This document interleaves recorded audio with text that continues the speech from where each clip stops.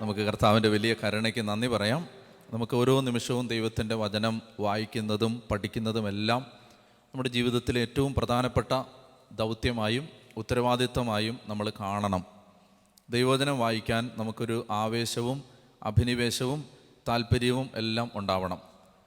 ഇന്ന് ഇവിടെ വന്ന ഒരു സഹോദരി ഒരു അനുഭവം പങ്കുവച്ചു. തിരുവനന്തപുരത്ത് ഒരു പഠനവുമായി ബന്ധപ്പെട്ട് വന്നതാണ്. എന്നിട്ട് ആ സഹോദരി പറഞ്ഞ ചില അനുഭവങ്ങൾ എന്നെ ഭയങ്കരമായിട്ട് എൻ്റെ ഹൃദയത്തെ ജ്വലിപ്പിച്ചു. ഇതിൽ ഒരു അനുഭവം ഞാൻ പങ്കുവെക്കാം. ഞാൻ ഒത്തിരി ക്രിസ്ത്യാനികളുടെ കൂടെ ജീവിച്ചിട്ടും എന്നോട് ആരും യേശു രക്ഷകനാണെന്നോ യേശുവിനെ സ്നേഹിക്കണമെന്നോ യേശുവിനോട് പ്രാർത്ഥിക്കണമെന്നോ പറഞ്ഞിട്ടില്ലായിരുന്നു. ഇപ്പോൾ തിരുവനന്തപുരത്ത് കല്യാണം കഴിച്ച് തിരുവനന്തപുരത്തേക്ക് കൊണ്ടുവന്നിരിക്കുകയാണ്. എന്നിട്ട് ഇവിടെ അത് സിവിൽ സർവീസിന് പഠിച്ചുകൊണ്ടിരിക്കുകയാണ്. ഇപ്പോൾ സാധാരണ ബുദ്ധിയില്ലാത്ത കുട്ടിയല്ല, PhD ഒക്കെ ചെയ്ത് സിവിൽ സർവീസൊക്കെ പഠിച്ചുകൊണ്ടിരിക്കുന്ന ഒരു മകളാണ്, മാരീഡാണ്. അപ്പോൾ അവൾ പറയുകയാണ്, അവൾ ഇങ്ങനെ ഈശോയിൽ എന്ത് ചെയ്തു, ഈ നമ്മുടെ എറണാകുളത്ത് കലൂര് നൊവേന പള്ളിയിൽ ഒരിക്കൽ പോയി. ഇതുപോലെ വേറൊരു അനുഭവം ഞാൻ പറഞ്ഞിട്ടുണ്ട്. നൊവേന പള്ളിയിൽ പോയി ഉണ്ടായ ഒരു മാറ്റം. ഇതിപ്പോൾ ഈ നൊവേന പള്ളിയിൽ പോയിട്ട് അവിടെ ചെന്ന് പ്രാർത്ഥിക്കുമ്പോൾ വേറൊന്നും അറിയില്ല, നൊവേന ചൊല്ലും, പിന്നെ അത് കഴിഞ്ഞിട്ട് കുറേ സമയം അവിടെ ഇരിക്കും. അപ്പോൾ ഒരു ദിവസം ഒരു അച്ഛൻ ചോദിച്ചു, നീ എന്തിനിങ്ങനെ ഒത്തിരി സമയം ഇരിക്കുന്നത് പറഞ്ഞു എനിക്ക് ഇവിടെ ഇരിക്കുമ്പോൾ എനിക്കൊരു സമാധാനമുണ്ട്, അതുകൊണ്ട് ഇരിക്കുന്നതെന്ന് പറഞ്ഞു. അങ്ങനെ ഇങ്ങനെ അവിടെ കുർബാനയ്ക്കിടയിൽ പറയുന്ന പ്രസംഗവും കാര്യങ്ങളൊക്കെ കേട്ട് ഈശോയിലുള്ള സ്നേഹവും വിശ്വാസവും വർദ്ധിച്ചു. അങ്ങനെ വർദ്ധിച്ചു വന്ന സമയത്ത് വലിയ ആഗ്രഹമായിരുന്നു, ഈശോയെ എനിക്ക് ആരാധിക്കണം. ഇപ്പം ഇനി കല്യാണം കഴിഞ്ഞാൽ അത് നടക്കുമെന്ന് അറിയില്ല. അങ്ങനെ വളരെ വിഷമിച്ച് പ്രാർത്ഥിച്ചുകൊണ്ടിരുന്ന സമയത്തൊക്കെ കർത്താവ് ഇങ്ങനെ വചനത്തിലൂടെ ആശ്വാസം കൊടുക്കും. കല്യാണം നടന്നു കഴിഞ്ഞ് ഭർത്താവിൻ്റെ വീട്ടിലേക്ക് ചെല്ലുമ്പോഴാണ്, അവിടെ ഈ പൂജാമുറിയിലേക്ക് ചെല്ലുമ്പോൾ അവിടെ ഈശോയുടെയും മാതാവിൻ്റെയും ഫോട്ടോ വെച്ചിരിക്കുന്നൊരു വീട്ടിലേക്കാണ് ഇവളെ കല്യാണം കഴിപ്പിച്ച് കൊണ്ടുപോയിരിക്കുന്നത്. അപ്പോൾ അവൾ ആ ഉള്ളിൽ ആഗ്രഹിച്ച് പ്രാർത്ഥിച്ചിരുന്നത് കർത്താവ് അനുഗ്രഹം കൊടുത്തു. എന്നിട്ട് ഇവളുടെ അമ്മായിയമ്മ അവളോട് പറയുകയാണ്, ഞാൻ വർഷങ്ങളായിട്ട് യേശുവിനെ പ്രാർത്ഥിക്കുന്ന ആളാണ്. അങ്ങനെ ഇവർ സന്തോഷമായിട്ട് ഇങ്ങനെ അവരൊരുമിച്ച് പ്രാർത്ഥിക്കും. അങ്ങനെ ഈശോയിലുള്ള വിശ്വാസം ഇങ്ങനെ വളർന്നു വരികയാണ്. അങ്ങനെ ഇരിക്കുന്ന സമയത്ത് കുഞ്ഞുങ്ങളാവുന്ന സമയമായി. അപ്പോൾ ഡോക്ടറെ അടുത്ത്, വയറുവേദനയായിട്ട് ഡോക്ടറെ അടുത്ത് ചെല്ലുമ്പോൾ ഇവൾക്ക് ഈ യൂട്രസിൽ കുറേ പ്രശ്നങ്ങളുണ്ട് എന്ന് ഡോക്ടർ പറയുകയാണ്. അപ്പോൾ അത് കഴിഞ്ഞ് എൻ്റെ ട്രീറ്റ്മെൻ്റ് എല്ലാം കഴിഞ്ഞ് സർജറി എല്ലാം കഴിഞ്ഞ് ഡോക്ടർ പറയുകയാണ്, IVF അല്ലാതെ ഇനി വേറൊരു വഴിയില്ല. അപ്പം അങ്ങനെ ഇരിക്കുമ്പോൾ അന്ന് അവൾ ഒരു വിദേശ രാജ്യത്താണ് ഭർത്താവിൻ്റെ കൂടെ. അവിടെ അവളൊരു പള്ളിയിൽ കുർബാനയ്ക്ക് പോകുമായിരുന്നു. അപ്പോൾ ആ കുർബാനയ്ക്ക് ചെന്നിട്ട് അവിടെ കുർബാന കഴിഞ്ഞപ്പോൾ അവിടുത്തെ അച്ഛൻ്റെ അടുത്ത് പറഞ്ഞു, അച്ഛാ എനിക്കിങ്ങനെ ഒരു പ്രശ്നമുണ്ട്, IVF മാത്രമേ സക്സസ് ആവൂ എന്ന് പറയുന്നു, എനിക്ക് വേണ്ടി പ്രാർത്ഥിക്കണം. അപ്പോൾ അച്ഛൻ അവിടെ നിന്ന് ആളുകളെല്ലാം വിളിച്ചു കൂട്ടിയിട്ട് മൈക്കിൽ കൂടെ പറഞ്ഞ് ഈ നിയോഗമൊക്കെ പറഞ്ഞ് ഇവൾക്ക് വേണ്ടി പ്രാർത്ഥിച്ചു. അത് കഴിഞ്ഞിട്ട് അവൾ വന്നു കഴിഞ്ഞിട്ട് അവളിങ്ങനെ കർത്താവിനോട് പ്രാർത്ഥിക്കുകയാണ്, കർത്താവേ എനിക്ക് കുഞ്ഞിനെ തരുമോ, എനിക്ക് കുഞ്ഞിനെ കിട്ടുമോ. അങ്ങനെ അവൾ പ്രാർത്ഥിച്ച് വചനം തുറക്കുമ്പോൾ അവൾക്ക് കിട്ടുന്ന വചനം ഇങ്ങനെയാണ്, നമുക്കറിയാവുന്ന വചനമാണ്. അബ്രാഹത്തിൻ്റെ വീട്ടിൽ വരുന്ന സന്ദർശകർ പറയുകയാണ്, അടുത്ത വസന്തത്തിൽ ഞങ്ങൾ വരുമ്പോൾ നിനക്ക് ഒരു ആൺകുട്ടി ഉണ്ടായിരിക്കും. അപ്പോൾ ഇവളെന്ത് ചെയ്യുന്നു, ഈ വചനം, ഞാൻ വചനത്തെക്കുറിച്ച് പറയാൻ തുടങ്ങുന്നതുകൊണ്ടാണ് ഇത് ഇന്നിപ്പോൾ ഓർത്ത് പറയുന്നത്. ഈ വചനം അവളങ്ങ് സ്വീകരിച്ചു. എന്നിട്ട് അവളുടെ വീട്ടിലെല്ലാവർക്കും ആദ്യം ഒരു പെൺകുട്ടി വേണമെന്നാണ്. അവൾ എല്ലാവരോടും പറഞ്ഞു, ഇല്ല, ദൈവം പറഞ്ഞിരിക്കുന്നത് ആൺകുട്ടിയാണെന്നാണ്. അടുത്ത വർഷം ഒരാൺകുട്ടി, ഈ IVF അല്ലാതെ ഒരാൺകുട്ടിയെ ദൈവം തരും. അതിന് കൃത്യം ഒരു വർഷം കഴിയുമ്പോൾ അവൾക്ക് ഒരു ആൺകുട്ടിയെ കർത്താവ് കൊടുത്തു. കർത്താവ് യാതൊരു കോംപ്ലിക്കേഷനും ഇല്ലാതെ ആ കുഞ്ഞിനെ ഗർഭം ധരിക്കാനും പ്രസവിക്കാനുള്ള കൃപ കൊടുത്തു. ഒത്തിരി കാര്യങ്ങൾ പറഞ്ഞു കൂട്ടത്തിൽ നിന്ന് പറഞ്ഞൊരു കാര്യമാണ്. ഞാൻ ഓർക്കുകയായിരുന്നു, ബൈബിളിലെ ഒരു വചനം നിങ്ങൾ ദൈവവചനമായിട്ട് അങ്ങ് സ്വീകരിച്ചു കഴിഞ്ഞപ്പോൾ അവളിൽ ഉണ്ടാവുന്ന വ്യത്യാസം. അറിവില്ലാത്ത കുട്ടിയല്ലല്ലോ, നമുക്ക് പഠനമോ പഠിപ്പോ വിവരമോ ഇല്ലാത്ത ഒരു കുട്ടിയല്ലല്ലോ. നല്ല PhD, സിവിൽ സർവീസ് അതൊക്കെ അസ്പയർ ചെയ്യുന്ന ഒരാളെന്ന് പറഞ്ഞാൽ ഈ നാട്ടിലെ ബുദ്ധിയുള്ള ആളുകളുടെ കണത്തിൽപ്പെടുത്താവുന്ന ഒരാളാണ്. പക്ഷേ ഈ വചനത്തെ കണ്ടോ, നമ്മൾ ക്രിസ്ത്യാനികളിൽ എത്ര പേര് വചനത്തെ ഇങ്ങനെ ദൈവവചനമായിട്ട് എടുക്കുന്നുണ്ട്. കർത്താവ് പറഞ്ഞു എന്നങ്ങ് വിശ്വസിക്കുകയാണ്. എനിക്ക് അടുത്ത വർഷം ആകുമ്പോഴേക്കും ഒരു ആൺകുട്ടിയെ കർത്താവ് തരും. പറഞ്ഞേ ഹല്ലേലൂയ. അപ്പോൾ അതുകൊണ്ട് ഇവിടെ നമ്മൾ ദൈവവചനം പഠിക്കാൻ വേണ്ടി തുടങ്ങുമ്പോൾ നമ്മൾ ഇങ്ങനെയാണ് വചനത്തെ സമീപിക്കേണ്ടത്. എങ്ങനെയാണ് ദൈവവചനത്തെ സമീപിക്കേണ്ടത് എന്നതിൻ്റെ ഒരു ഉദാഹരണം ഞാൻ പറഞ്ഞതാണ്. നമുക്കിത് കർത്താവ് അരുളി ചെയ്ത വാക്യങ്ങളാണ്, ദൈവം നമ്മളോട് സംസാരിച്ച വചനങ്ങളാണ്. ആ വചനത്തെ ദൈവവചനമായി നമ്മൾ സ്വീകരിക്കണം. അപ്പോൾ അതുകൊണ്ട് ആ ബോധ്യത്തോടു കൂടി നമുക്ക് വീണ്ടും മർക്കോസിൻ്റെ സുവിശേഷത്തിൻ്റെ 9-ാം അധ്യായത്തിൻ്റെ 1 വരെയുള്ള വാക്യങ്ങളാണ് ഇതുവരെ നമ്മൾ കണ്ടത്. 2 മുതൽ ഉള്ള വാക്യങ്ങൾ, അതായത് മർക്കോസ് 9-ാം അധ്യായം 2 മുതൽ 8 വരെ, അതൊരു ഭാഗമാണ്. യേശു രൂപാന്തരത്തിൻ്റെ മലയിൽ രൂപാന്തരപ്പെടുന്നത്, താബോർ മലയിൽ എന്ന് പറയാറുണ്ട്, പക്ഷേ മല ഇവിടെ ഏതാണെന്ന് പറഞ്ഞിട്ടില്ല. രൂപാന്തര മല എന്നാണ് സാധാരണ അതിനെ പറയുന്നത്. അപ്പോൾ ഈ രൂപാന്തര മലയിൽ കർത്താവ് രൂപാന്തരപ്പെടുന്ന സംഭവമാണ് നമ്മളിനി വായിക്കുന്നത്. നമുക്കത് വായിക്കാം. മർക്കോസിൻ്റെ സുവിശേഷം 9-ാം അധ്യായം 2 മുതലുള്ള തിരുവചനം വായിക്കാം. 6 ദിവസം കഴിഞ്ഞ് പത്രോസ്, യാക്കോബ്, യോഹന്നാൻ എന്നിവരെ മാത്രം കൂട്ടിക്കൊണ്ട് യേശു ഒരു ഉയർന്ന മലയിലേക്ക് പോയി. അവൻ അവരുടെ മുമ്പിൽ വെച്ച് രൂപാന്തരപ്പെട്ടു. അപ്പോൾ ഇവിടെ ഒന്നാമത്തെ കാര്യം ഇതാണ്. കർത്താവ് ഇപ്പോൾ പഠിപ്പിച്ചുകൊണ്ടിരിക്കുന്നത് എന്തിനെക്കുറിച്ചാണ്? ശിഷ്യത്വത്തെക്കുറിച്ചാണ്. നമ്മൾ കഴിഞ്ഞ ക്ലാസ്സിൽ കണ്ടത് അതാണ്. ശിഷ്യത്വത്തെക്കുറിച്ചുള്ള യേശുവിൻ്റെ എത്ര വാക്യങ്ങൾ? 6 വാക്യങ്ങൾ നമ്മൾ വിശദമായിട്ട് പരിശോധിച്ചിരുന്നു. അപ്പോൾ ആ ഡിസൈപ്പിൾഷിപ്പിനെ കുറിച്ചുള്ള യേശുവിൻ്റെ 6 പ്രബോധനങ്ങൾ പഠിപ്പിച്ചതിന് ശേഷം ഇനി കർത്താവ് ഈശോ എന്താണ് പറഞ്ഞുകൊണ്ടിരിക്കുന്നത്? ഇത് വഴിയാണ്. പഴയ കാര്യങ്ങളെല്ലാം ഓർമ്മ വേണം. ഇത് വഴിയാണ്. ശിഷ്യത്വം എന്താണെന്ന് പഠിപ്പിക്കുന്ന ഒരു ഭാഗമാണിത്. എന്താണ് ക്രിസ്തീയ ജീവിതം, എങ്ങനെയാണ് നയിക്കേണ്ടതെന്ന് പഠിപ്പിക്കുന്ന ഭാഗമാണ്. ഈ ഭാഗത്ത് ശിഷ്യത്വത്തെക്കുറിച്ച് പഠിപ്പിച്ചപ്പോൾ ഈശോ തൻ്റെ പീഡാനുഭവത്തെക്കുറിച്ചും കുരിശുമരണത്തെക്കുറിച്ചും 1-ാമത്തെ പ്രാവശ്യം പ്രവചിച്ചു. 3 പ്രവചനമുണ്ട് അങ്ങനെ. പീഡാനുഭവവും ഉത്ഥാനവും അത് സംഭവിക്കുമെന്ന് 3 പ്രാവശ്യം ഈശോ ഈ യാത്രയിൽ പ്രവചിക്കുന്നുണ്ട്. അല്ലെ, 1-ാമത്തെ പ്രവചനം കഴിഞ്ഞപ്പോൾ എന്താ സംഭവിച്ചത്? ഒരു കാര്യം നമ്മൾ പ്രത്യേകം ശ്രദ്ധിച്ചോണം. ഈ 3 ഭാഗം വായിക്കുമ്പോൾ ഈ 3 പ്രോഫസിയും കഴിയുമ്പോൾ, പീഡാനുഭവത്തെക്കുറിച്ച് ഈശോ 3 പ്രാവശ്യം പ്രവചിച്ച് കഴിയുമ്പോഴും ശിഷ്യന്മാർ നെഗറ്റീവായിട്ട് പ്രതികരിക്കും.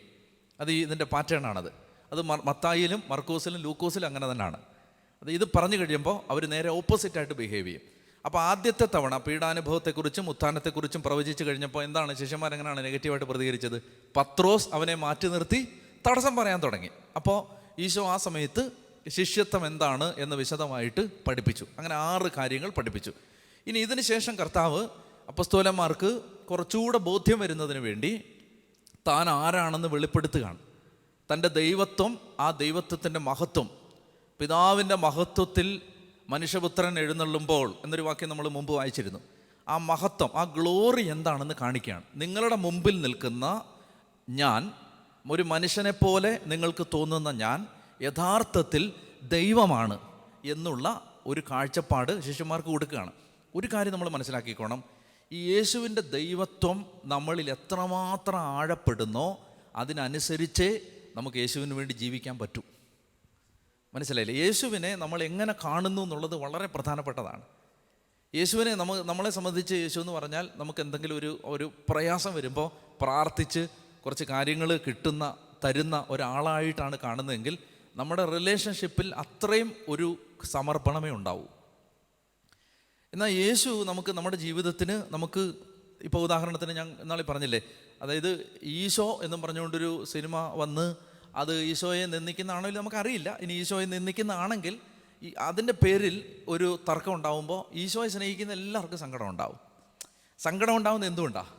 ഒരു ബന്ധമുള്ളത് കൊണ്ടാണ്, ഒരു അടുപ്പമുള്ളത് കൊണ്ടാണ്. നമുക്കൊരു ഭാരം വരും. ഇപ്പോൾ സഭയെക്കുറിച്ച് എന്തെങ്കിലും ഒരു കാര്യം, ഇതിപ്പോൾ നമ്മൾ മലങ്കര സഭയിൽപ്പെട്ട ഒരാളായതുകൊണ്ട് സീറോ മലബാർ സഭയിൽപ്പെട്ട ഒരു പ്രശ്നം നടക്കുമ്പോൾ നമുക്ക് പ്രയാസം വരാതിരിക്കില്ല. സഭയെ നമ്മൾ സ്നേഹിക്കുന്നുണ്ടെങ്കിൽ അത് സീറോ മലബാർ എന്നോ മലങ്കരയെന്നോ ലത്തീനെന്നോ യാക്കോബായെന്നോ ഓർത്തഡോക്സ് എന്നോ മർത്തോമയെന്നോ CSA എന്നോ ഒന്നും വ്യത്യാസമില്ലാതെ നമ്മൾ കർത്താവിനെയും കർത്താവിൻ്റെ സഭയെയും സ്നേഹിക്കുന്നുണ്ടെങ്കിൽ സഭയ്ക്കൊരു പ്രയാസം വന്നാൽ നമുക്കൊരു ഭാരം വരും. നമ്മൾ എന്തുമാത്രം ഈശോയെ സ്നേഹിക്കുന്നുണ്ട് എന്നതിൻ്റെ അടിസ്ഥാനത്തിലാണ് ഇതെല്ലാം വരാൻ പോകുന്നത്. ഈശോ എന്ന് പറഞ്ഞാൽ നമുക്ക് നമ്മൾ പ്രാർത്ഥിക്കുമ്പോൾ കുറച്ച് കാര്യങ്ങളൊക്കെ തരുന്ന ഒരാൾ. ഇപ്പോൾ സാധാരണഗതിയില്ലേ നമ്മൾ ആളുകളെയൊക്കെ കാണുന്ന സമയത്ത് നമ്മൾ ചോദിക്കും കർത്താവിനോടുള്ള ബന്ധം എങ്ങനെയാണ്? അപ്പോൾ ഒരു നല്ല ബന്ധം അച്ഛാ എന്ന് പറഞ്ഞേ എന്താ നല്ല ബന്ധം? അപ്പോൾ പറഞ്ഞു ഞങ്ങൾ അമ്മ പ്രാർത്ഥിക്കുമായിരുന്നു, അമ്മ പ്രാർത്ഥിച്ച് ഞങ്ങൾക്ക് എല്ലാ കാര്യങ്ങളും നടന്നിട്ടുണ്ട്. ഞങ്ങൾ പ്രാർത്ഥിച്ചാണേലും അച്ഛാ ഞങ്ങൾക്ക് വീട് വസ്തു എല്ലാം കർത്താവ് പ്രാർത്ഥിച്ച്. ഈ ബന്ധമെന്ന് ഉദ്ദേശിക്കുന്ന യഥാർത്ഥത്തിൽ ഈ ബിസിനസ് ബന്ധമാണ്. മനസ്സിലായില്ലേ? അപ്പോൾ യഥാർത്ഥത്തിൽ നിങ്ങൾ കർത്താവിനോട് ബന്ധമുണ്ടോ എന്ന ചോദ്യത്തിന് യഥാർത്ഥത്തിൽ എന്താ ഉത്തരം? യഥാർത്ഥ ഉത്തരം എന്ന് പറഞ്ഞാൽ ഒരു ദിവസം പ്രാർത്ഥിച്ചില്ലെങ്കിൽ ഒരു സമാധാനക്കേട് വരുമോ? ഒരു ദിവസം ബൈബിള് വായിച്ചില്ലെങ്കിൽ ഒരു അസ്വസ്ഥത വരുമോ? ഒരു ദിവസം കുർബാന സ്വീകരിച്ചില്ലെങ്കിൽ ഒരു മനപ്രയാസം വരുമോ? ഒരു ദിവസം കുർബാന നന്നായിട്ട് അർപ്പിച്ചില്ലെങ്കിൽ ഒരു വേദന വരുമോ? കുമ്പസാരിച്ചില്ലെങ്കിൽ ഒരു പ്രയാസം വരുമോ? ഇതൊക്കെ ഉള്ളൂ. അല്ലാതെ പ്രാർത്ഥിച്ചപ്പോൾ, ഞങ്ങൾ മുട്ടയിൽ നിന്ന് പ്രാർത്ഥിച്ചപ്പോൾ 10 ഏക്കർ വാങ്ങിക്കാൻ പറ്റി, അപ്പം അതിനെ നമുക്ക് ആത്മീയതയെന്ന് വിളിക്കാൻ പറ്റില്ല. യഥാർത്ഥത്തിൽ ആത്മീയതയെന്ന് പറഞ്ഞാൽ നമുക്ക് അവനോടുള്ളൊരു സ്നേഹബന്ധമാണ്. അപ്പോൾ ഇതാണ് ഈ കർത്താവ് ഈ ഭാഗത്ത് മുഴുവൻ ആവർത്തിച്ച് പഠിപ്പിക്കാൻ ശ്രമിക്കുന്നത്. ഞാൻ ആരാണ്? ഞാൻ ദൈവമാണ്. നിങ്ങളിത് മനസ്സിലാക്കണം. ഞാൻ ദൈവമാണ്. അപ്പോൾ ആ ദൈവത്തോട് പുലർത്തുന്ന ഒരു ബന്ധം, നിങ്ങൾ പഴയ നിയമത്തിൽ യഹോവയായ ദൈവത്തോട് പുലർത്തിയിരുന്ന ആരാധനയും സ്നേഹവും ബഹുമാനവും ഭക്തിയും ഭയവും ഞാൻ പറയുന്നതെല്ലാം അനുസരിക്കാനുള്ള സന്മനസ്സും ഒക്കെ നിങ്ങൾ എന്നോട് കാണിച്ചാലേ എന്നോടുള്ള ബന്ധം ശരിയാവൂ. ഇത് വെച്ചോ പറഞ്ഞ് പഠിപ്പിക്കുകയാണ്. പറഞ്ഞേ ഹല്ലേലൂയ. അപ്പം അതുകൊണ്ട് ഇവിടെ ഈശോ രൂപാന്തരപ്പെടുമ്പോൾ അപ്പസ്തോലന്മാരെ എന്താ പഠിപ്പിക്കുന്നത്? കർത്താവ് ദൈവമാണ് എന്ന് കാണിച്ചു കൊടുക്കുകയാണ്. ഇനി അപ്പോൾ ഇവിടെ രൂപാന്തരപ്പെടുമ്പോൾ കർത്താവ് ആരെയൊക്കെ കൊണ്ടുവന്ന്? പത്രോസ്, യാക്കോബ്, യോഹന്നാൻ എന്നിവരെ മാത്രം കൂട്ടിക്കൊണ്ട്. എന്തുകൊണ്ടത്? അതിൻ്റെ കാരണം എന്ന് പറഞ്ഞാൽ എല്ലാവർക്കും ഇതുവരെയും യേശുവിൻ്റെ ദൈവത്വത്തെക്കുറിച്ച് ഒരുപോലെ അല്ല മനസ്സിലായിട്ടുള്ളത്. ഇവരാരൊക്കെയാണ്? ഇവരെ നോക്കിയേ. പത്രോസ് ലീഡറാണ്. യാക്കോബ് ആരാന്നറിയാം? ഈ യാക്കോബ് സഭയിൽ അപ്പസ്തോലന്മാരുടെ കൂട്ടത്തിലെ ആദ്യത്തെ രക്തസാക്ഷിയാണ്. എസ്തപ്പാനോസ് അപ്പസ്തോലന്മാരുടെ കൂട്ടത്തിൽപ്പെട്ട ആളല്ല, അദ്ദേഹം ഡീക്കനാണല്ലോ. ഈ 12 അപ്പസ്തോലന്മാരിൽ യേശുവിന് വേണ്ടി ആദ്യം മരിച്ചതാരാ? ഈ യാക്കോബാണ്. യോഹന്നാൻ ആരാണ്?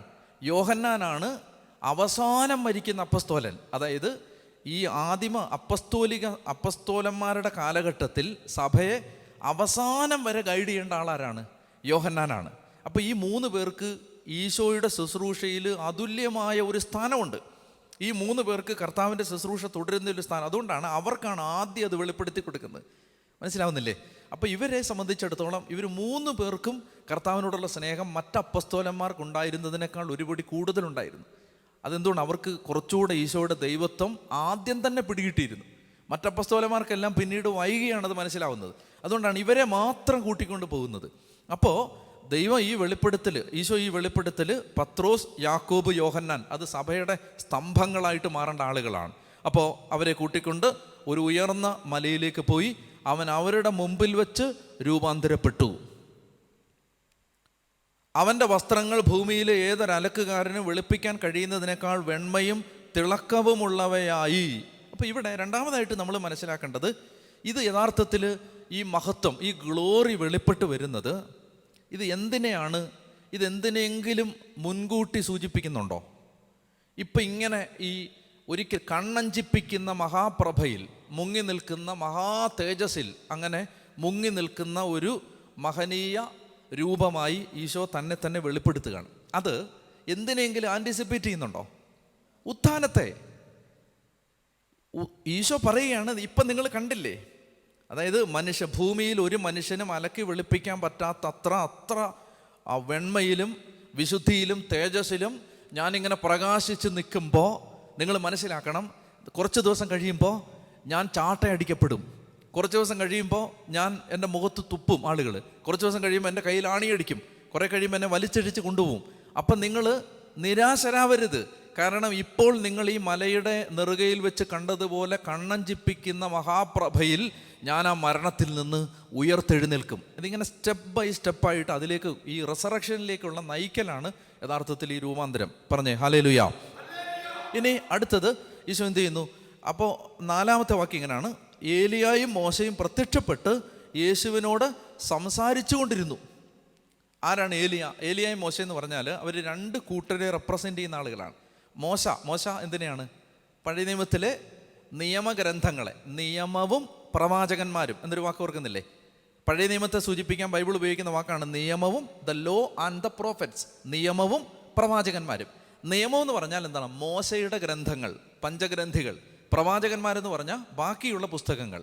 അപ്പോൾ 2 പാരമ്പര്യത്തെ, പഴയ നിയമത്തിലെ 2 ട്രഡീഷൻസിനെ സൂചിപ്പിക്കുന്ന ആളുകളാണ്. ഒന്ന് മോസസ്, 2 എലൈജ. ഈ 2 പേരും പഴയ നിയമത്തിലെ 2 റെപ്രസെൻറ്റേറ്റീവ്സ് ആണ്. ഇവർ 2 പേരും. ഇവർക്ക് വേറൊരു പ്രത്യേകതയുണ്ട്. എന്താണ്? ഈ ഏലിയ നേരെ സ്വർഗത്തിലേക്ക് എടുക്കപ്പെട്ട ആളാണ്. മോശ യഹൂദ പാരമ്പര്യം പറയുന്നത് മോശ മരിച്ച് അടക്കപ്പെട്ടെങ്കിലും ദൈവം മോശയെ സ്വർഗത്തിലേക്ക് നേരെ കൊണ്ടുപോയെന്നാണ് പറയുന്നത്.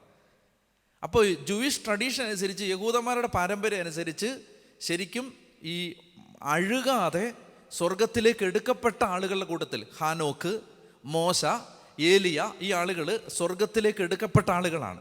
എന്താണ് അവരിപ്പോൾ വരാൻ ഉള്ള പശ്ചാത്തലം? എന്തിനെയാണ് ഇത് സൂചിപ്പിക്കുന്നത്? ഉത്ഥാനത്തെയാണ്. മനസ്സിലായില്ലേ? മോശയും ഏലിയായും ഒക്കെ സ്വർഗത്തിലേക്ക് എടുക്കപ്പെട്ടതുപോലെ ഞാൻ മരണത്തിൽ നിന്ന് ഉയർത്തെഴുന്നേൽക്കും എന്നുള്ള സൂചന കർത്താവ് ഇതിലൂടെ പരോക്ഷമായി പ്രഖ്യാപിക്കുന്നുണ്ട്. അപ്പോൾ ഈ പഴയ ഇവന് മോശയും ഏലിയായും വന്നിട്ട് യേശുവിനോട് സംസാരിച്ചുകൊണ്ടിരിക്കുകയാണ്. എന്താണെന്നറിയാം ഇപ്പം ഈ ഒരു എപ്പിസോഡ് കർത്താവ് ശിഷ്യന്മാരുടെ മുമ്പിൽ അവതരിപ്പിക്കുന്നത്? പഴയ നിയമത്തിലെ 2 ശക്തന്മാരായ നേതാക്കന്മാർ വന്നിട്ട് യേശുവിനെ വലുതായിട്ട് കണ്ട് അവനോട് സംസാരിക്കുന്നത് അപ്പസ്തോലന്മാർക്ക് കാണിച്ചു കൊടുക്കുമ്പോൾ അപ്പസ്തോലന്മാർക്ക് എന്താ മനസ്സിലാവുന്നേ? മോശയെക്കാളും ഏലിയേക്കാളും വലിയവനാണ് യേശു ക്രിസ്തു എന്ന് മനസ്സിലാക്കി കൊടുക്കുകയാണ് ഇവിടെ. അതാണ് മോശ ഏലിയായും വന്നിട്ട് അവനോട് സംസാരിച്ചുകൊണ്ടിരിക്കുകയാണ്. അപ്പോൾ പത്രോസ് ഒരു മാസ്മരിക ലഹരിയിലാണിപ്പോൾ. പത്രോസ് എന്ത് ചെയ്തു? ഈശോയോട് പറയുകയാണ്, എന്താണ് അവന് പറയേണ്ടതെന്ന് അറിഞ്ഞുകൂടെ? ഞങ്ങൾ 3 കൂടാരങ്ങൾ ഉണ്ടാക്കാം, ഒന്ന് നിനക്ക്, ഒന്ന് മോശയ്ക്ക്, ഒന്ന് ഏലിയായിക്ക്. എന്താണ് പറയേണ്ടതെന്ന് അവൻ അറിഞ്ഞുകൂടായിരുന്നു. അവർ അത്രയ്ക്ക് ഭയപ്പെട്ടിരുന്നു. അപ്പോൾ ഒരു മേഘം വന്നവരെ ആവരണം ചെയ്തു. പഴയ നിയമത്തിൽ മേഘം വരിക എന്ന് പറഞ്ഞാൽ എന്താ? പിതാവായി ദൈവം ഇറങ്ങി വരിക എന്നർത്ഥം. പഴയ നിയമത്തിൽ സീനായി മലയിൽ ദൈവം ഇറങ്ങി വരുമ്പോൾ മേഘമാണ്, മേഘത്തിൽ കർത്താവ് ഇറങ്ങി വരികയാണ്. അപ്പോൾ ദൈവത്തിൻ്റെ പ്രസൻസ് സമാഗമ കൂടാരത്തിൽ മേഘം വന്ന് നിറഞ്ഞു. പുറപ്പാട് പുസ്തകത്തിൻ്റെ അവസാന അധ്യായത്തിൽ നമ്മൾ കാണുന്നുണ്ട്, സമാഗമ കൂടാരത്തിൻ്റെ മീതെ ദൈവത്തിൻ്റെ മഹത്വത്തിൻ്റെ മേഘം ഇറങ്ങി. അപ്പോൾ ഈ മേഘം ഇറങ്ങുക എന്ന് പറഞ്ഞാൽ പിതാവ് ഇറങ്ങി വരിക എന്നാണ്. അപ്പോൾ ഈ അപ്പസ്തോലന്മാർ എന്താ കാണുന്നേ? പിതാവായ ദൈവത്തിൻ്റെ പ്രസൻസ് കാണുകയാണ് യേശുവിൻ്റെ മേൽ. പിന്നെ പഴയ നിയമത്തിലെ 2 കരുത്തുറ്റ നേതാക്കന്മാർ വന്ന് യേശുവിൻ്റെ മുമ്പിൽ ഭയഭക്തി ബഹുമാനങ്ങളോടെ സംസാരിച്ചുകൊണ്ടിരിക്കുകയാണ്. അപ്പോൾ ഇവർക്ക് മനസ്സിലാവുകയാണ് യേശു നമ്മൾ ചിന്തിച്ചതിനേക്കാൾ ഉയർന്ന നിലവാരത്തിലുള്ള ആളാണെന്ന് മനസ്സിലാക്കി കൊടുക്കുകയാണ് ഈ സംഭവത്തിലൂടെ. അപ്പോൾ ഒരു മേഘം വന്നവരെ ആവരണം ചെയ്തു. മേഘത്തിൽ നിന്നൊരു സ്വരം പുറപ്പെട്ടു, ഇവൻ എൻ്റെ പ്രിയപുത്രൻ, ഇവൻ്റെ വാക്ക് ശ്രവിക്കുവിൻ. ഇതിൻ്റെ ഒരു വലിയ അർത്ഥമുണ്ട്. എന്താണെന്നറിയാം? ഇത്രയും നാൾ ആരുടെ വാക്ക് കേൾക്കണമെന്നാണ് ദൈവം പഴയ നിയമ ജനതയോട് പറഞ്ഞിരുന്നത്? മോശയുടെ. മനസ്സിലായില്ലേ? മോശയിലൂടെ അരുളി ചെയ്ത കൽപ്പനകളാണ് ഇതുവരെയും യഹൂദ ജനത പാലിച്ചുകൊണ്ടിരുന്നത്. ഇപ്പോൾ പിതാവ് പറയുകയാണ്, ഇനി നിങ്ങൾ മോശയെ അല്ല കേൾക്കേണ്ടത്, എൻ്റെ പുത്രനെ കേൾക്കുക. പൂർവ്വകാലങ്ങളിൽ പ്രവാചകന്മാർ വഴി ദൈവം നമ്മളോട് സംസാരിച്ചു, എന്നാൽ ഈ നാളുകളിൽ ദൈവം തൻ്റെ പുത്രൻ വഴി നമ്മളോട് സംസാരിച്ചിരിക്കുന്നത്. എബ്രായലേഖനം 1-ാം അധ്യായം. അപ്പോൾ ഇവിടെ പറയുകയാണ്, നിങ്ങൾ എൻ്റെ പുത്രനെ ശ്രദ്ധിക്കുക. നമുക്ക് സംഭവിക്കുന്ന ഒരു അപകടം കൂടെ ഞാൻ പറയാം. നമ്മൾ കൂടുതലും മോശ പറഞ്ഞ കാര്യങ്ങളെ നമുക്കറിയാവൂ. യേശു പറഞ്ഞ കാര്യങ്ങൾ നമ്മൾ കാര്യമായിട്ട് പഠിപ്പിച്ചിട്ടില്ല. സത്യമല്ലേ? മത്തായിയുടെ സുവിശേഷത്തിൻ്റെ അവസാന അധ്യായത്തിൽ 28-ാം അധ്യായത്തിൽ കർത്താവ് പറയുന്നത് എന്താ? 28:18 പറയും, നിങ്ങൾ ലോകമെങ്ങും പോയി എല്ലാ കർത്താവ് പറയും, യുഗാന്തം വരെ ഞാൻ നിങ്ങളോട് കൂടെ ഉണ്ടായിരിക്കും, നിങ്ങൾ എല്ലാ ജനതകളെയും ശിഷ്യപ്പെടുത്തണം, എന്നിട്ട് പിതാവിൻ്റെയും പുത്രൻ്റെയും പരിശുദ്ധാത്മാവിൻ്റെയും നാമത്തിൽ അവർക്ക് സ്നാനം നൽകണം, എന്നിട്ട് ഞാൻ നിങ്ങളോട് കൽപ്പിച്ചവയെല്ലാം അനുസരിക്കാൻ അവരെ പഠിപ്പിക്കണം. ഇത് ഫൈനൽ കമ്മീഷനാണ് യേശുവിൻ്റെ. അതായത് ഞാൻ നിങ്ങളെ പഠിപ്പിച്ചതെല്ലാം അനുസരിക്കാൻ അവരെ പഠിപ്പിക്കണം. ആര് പഠിപ്പിച്ചത്? ഞാൻ പഠിപ്പിച്ചത്. അപ്പോൾ യേശുവിൻ്റെ വാക്കുകളെ നമ്മൾ വലിയ സീരിയസ് ആയിട്ട് എടുത്തില്ല. സത്യം പറഞ്ഞാലുണ്ടല്ലോ, നമ്മൾ ഈശോ പറഞ്ഞ കാര്യത്തിൽ 1-2 കാര്യങ്ങളെ ചെയ്യുന്നുള്ളൂ. ഒന്നെന്താണ്? മാമോദീസ, അത് നമ്മൾ ചെയ്യുന്നുണ്ട്. 2 എന്താണ്? വിശുദ്ധ കുർബാന, അത് നമ്മൾ ചെയ്യുന്നുണ്ട്. ഇങ്ങനെ വളരെ കുറച്ച് കാര്യങ്ങളെ കർത്താവ് പറഞ്ഞത് നമ്മൾ ചെയ്യുന്നുള്ളൂ. ബാക്കി അധികം നമ്മൾ അതിന് ഫോക്കസ് കൊടുത്തിട്ടില്ല. നമ്മളിപ്പോഴും മോശ പറഞ്ഞതിനാണ് കൂടുതൽ ശ്രദ്ധ കൊടുത്തിട്ടുള്ളത്. ഇപ്പം ഇവിടെ പറയുകയാണ്, ഇവൻ എൻ്റെ പ്രിയപുത്രൻ, ഇവൻ്റെ വാക്ക് ശ്രവിക്കുവിൻ. അവർ ചുറ്റും നോക്കി, യേശുവിനെ അല്ലാതെ മറ്റാരെയും തങ്ങളോട് കൂടെ അവർ കണ്ടില്ല. യേശുവിനെ അല്ലാതെ മറ്റാരെയും അവർ കണ്ടില്ല. അപ്പോൾ ഇതാണ് ഈ നമ്മൾ പഠിച്ചു വന്ന പശ്ചാത്തലത്തിൽ ഈ വാക്യത്തിൻ്റെ അർത്ഥം ഞാൻ വേഗം പറഞ്ഞാണ്. ഇനി നമുക്ക് നമ്മുടെ പ്രായോഗിക ജീവിതത്തിൽ ഈ ഭാഗം നമ്മളെ സഹായിക്കുന്ന ഒരു പ്രധാനപ്പെട്ട 1-2 ചിന്തകൾ ഞാൻ പങ്കുവെക്കാം, എന്നിട്ട് നമുക്കത് അവസാനിപ്പിക്കാം. ഇവിടെ എന്താണ്? അവരൊരു ഉയർന്ന മലയിലേക്ക് പോയി. അവിടെ വച്ചാണ് കർത്താവിൻ്റെ മഹത്വം അവർ കാണുന്നത്. നമ്മുടെ ജീവിതത്തിൽ ഇത് വളരെ പ്രധാനപ്പെട്ടതാണ്. അതായത് നമ്മൾ എപ്പോഴും നമ്മൾ സമ്പർക്കത്തിലായിരിക്കുന്ന മേഖലയിൽ നിന്ന് ഒന്ന് മാറി നിന്നാലേ, മനസ്സിലായില്ലേ? ഒന്ന് മാറി നിൽക്കുമ്പോഴേ ശരിക്കും കർത്താവ് ആയിരിക്കുന്ന അവസ്ഥയിൽ നമുക്ക് മനസ്സിലാക്കാൻ പറ്റും. ഒത്തിരി കാര്യങ്ങൾ നമ്മളെ ബ്ലൈൻഡ് ചെയ്യുന്നുണ്ട്. ഒത്തിരി സ്വരങ്ങൾ നമ്മൾ കേൾക്കുന്നുണ്ട്. ഈ സ്വരത്തിനിടയിൽ ശരിക്കും കർത്താവിൻ്റെ സ്വരം നമ്മൾ കേൾക്കുന്നേ ഇല്ല. ഈ ബഹുസ്വരത എന്നൊരു വാക്കുണ്ട്, മൾട്ടിപ്പിൾ വോയിസസ്. ബഹുസ്വരത, അതായത് അപ്പൻ പറയുന്നു, അമ്മ പറയുന്നു, സുഹൃത്തുക്കൾ പറയുന്നു, സ്നേഹിതർ പറയുന്നു, റേഡിയോ പറയുന്നു, ടെലിവിഷൻ പറയുന്നു, ചാനൽ പറയുന്നു, യൂട്യൂബ് പറയുന്നു. മൾട്ടിപ്പിൾ വോയിസസ് ആണ്. ഇപ്പോൾ ഒരു ക്രിസ്ത്യാനിയുടെ യഥാർത്ഥത്തിലുള്ള ഒരു ക്രൈസിസ് എന്താ? ഈ ബഹുസ്വരതയുടെ നടുവിൽ ദൈവം എന്താ പറയുന്നത്? ഭയങ്കര പാടാണത്. ഈ ദൈവത്തിൻ്റെ സ്വരം അതിൽ നിന്ന് ഡിസ്റ്റിങ്വിഷ് ചെയ്ത് അറിയുക. അപ്പോൾ ഈ ദൈവസ്വരം അറിയാൻ ഇവിടെ ഈ ഭാഗം നമ്മളോട് പറഞ്ഞു തരുന്ന പ്രധാനപ്പെട്ട നമ്മൾ ഇത്തിരി മാറണം. മാറുക എന്ന് പറഞ്ഞാൽ അതാണ്. മാറുക എന്നുള്ളതിന് ഒത്തിരി അർത്ഥമുണ്ട്. നമ്മളങ്ങനെ മാറുന്നതിൻ്റെ ഒരു സൂചനയാണ് സൈലൻസ്, നിശബ്ദത. നമ്മുടെ ഒരു ദിവസത്തിൽ ഇപ്പോൾ നമുക്ക് ഒരു 2 മിനിറ്റ് കിട്ടിയാൽ നമ്മൾ ആ 2 മിനിറ്റിനെ മാനേജ് ചെയ്യുന്നത് എങ്ങനെയാ? ഈ ഫോൺ എടുത്തിട്ട് വല്ല മെസ്സേജും വന്നോ നോക്കുന്നു, വല്ല ശ്രദ്ധിക്കുന്നു. മനസ്സിലായില്ലേ? എന്ന് പറഞ്ഞാൽ നമ്മൾ 24 hours ഒക്യുപ്പൈഡാണ്, എപ്പോഴും ഒക്യുപ്പൈഡാണ്. അതായത് വേറെ ഒന്നുമില്ലാതെ ഇതങ്ങോട്ട് മാറ്റി, ഇത് ഫോണാണെന്ന് ഇതങ്ങ് മാറ്റി, ബാക്കിയെല്ലാം മാറ്റിയിട്ട് പൂർണ്ണമായ നിശബ്ദതയിൽ ദൈവം എന്താ സംസാരിക്കുന്നത് എന്ന് ലിസൺ ചെയ്യാൻ നമുക്ക് യഥാർത്ഥത്തിൽ ഒരു ഫോർമേഷൻ ആവശ്യമുണ്ട്.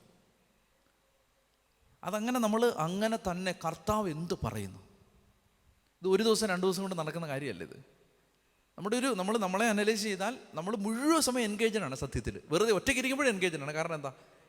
ഇതുണ്ടല്ലോ. അപ്പോൾ ഭയങ്കര പറയാം, നമ്മൾ വിചാരിക്കുന്ന പോലെ എളുപ്പമല്ലത്. ഈ ഉയർന്ന ഒരു മല, അത് നിശബ്ദതയുടെ മലയാണ്, ഏകാന്തതയുടെ മലയാണ്, കർത്താവിൻ്റെ സ്വരം കേൾക്കാനുള്ള ആഗ്രഹത്തിൻ്റെ മലയാണ്. നമ്മൾ ബൈബിൾ വായിച്ച ദൈവമേ നീ എന്ത് സംസാരിക്കുന്നു എന്ന് കാതോർക്കുന്ന ഒരു മലയാണ്. അപ്പം അവിടെ വച്ചാണ് യേശുവിനെ യഥാർത്ഥത്തിൽ നമുക്ക് മനസ്സിലാക്കാൻ പറ്റുന്നത്, യേശു ആയിരിക്കുന്നത് പോലെ നമുക്ക് മനസ്സിലാവുന്നത്. അപ്പോൾ ഈശോ രൂപാന്തരപ്പെടും. അവിടെ പിതാവിൻ്റെ സ്വരം, ദൈവ സാന്നിധ്യം, എല്ലാം വിശദീകരിക്കുന്നില്ല. ഒത്തിരി കാര്യങ്ങൾ നമ്മളൊന്ന് മാറി നിൽക്കുമ്പോഴേ നടക്കും. അവർക്ക് പറഞ്ഞേ ഹല്ലേലൂയാ. അപ്പോൾ അതുകൊണ്ട് നമുക്ക് ആത്മീയ ജീവിതത്തിൽ ശിഷ്യത്വത്തിൻ്റെ വഴിയിൽ ഒഴിവാക്കാൻ പറ്റാത്തൊരു മേഖലയാണ് ഈ മാറി നിൽക്കൽ. അപ്പം അതിനൊരു കൃപ കർത്താവ് തരാൻ വേണ്ടി നമുക്ക് പ്രാർത്ഥിക്കാം. ഈശോയെ, അവിടുന്ന് രൂപാന്തരത്തിൻ്റെ മലയിൽ അപ്പസ്തോലന്മാരെ കൂട്ടിക്കൊണ്ട് പോയി അങ്ങ് ആയിരിക്കുന്ന അവസ്ഥയിൽ അങ്ങേ തന്നെ വെളിപ്പെടുത്തി. കർത്താവെ, നീ ആയിരിക്കുന്നത് പോലെ നിന്നെ കാണാൻ, നിൻ്റെ ശരീരത്തെ നീ കാണുന്നത് പോലെ കാണാൻ, കർത്താവെ നിൻ്റെ വാക്കുകളെ നീ ഉദ്ദേശിക്കുന്ന അർത്ഥത്തിൽ മനസ്സിലാക്കാൻ, നീ സംസാരിക്കുന്നത് മറ്റ് സ്വരങ്ങൾക്കിടയിൽ നിന്ന് വിവേചിച്ചറിയാൻ, ദൈവമേ ഞങ്ങൾക്ക് ഏകാന്തത, നിശബ്ദത, മാറി നിൽക്കുന്നത് ഒക്കെ ആവശ്യമുണ്ട്. അതിനുള്ള കൃപയും അനുഗ്രഹവും ഞങ്ങൾക്ക് തരണേന്ന് ഞങ്ങൾ പ്രാർത്ഥിക്കുന്നു. പരിശുദ്ധ അമ്മയുടെ മാധ്യസ്ഥത്തിന് നന്ദി പറയുന്നു. കൃപ നിറഞ്ഞ മറിയമേ, നിനക്ക് സമാധാനം. നമ്മുടെ കർത്താവ് നിന്നോടുകൂടെ, നീ സ്ത്രീകളിൽ അനുഗ്രഹിക്കപ്പെട്ടവളാവുന്നു. നിൻ്റെ ഉദരഫലമായ നമ്മുടെ കർത്താവ് യേശു മിശിഹാ വാഴ്ത്തപ്പെട്ടവനാവുന്നു. പരിശുദ്ധ മറിയമേ, തമ്പുരാൻ്റെ അമ്മേ, പാപികളായ ഞങ്ങൾക്ക് വേണ്ടി തമ്പുരാനോട് അപേക്ഷിച്ചു വരണമേ. ആമേൻ. പിതാവിനും പുത്രനും പരിശുദ്ധാത്മാവിനും സ്തുതി.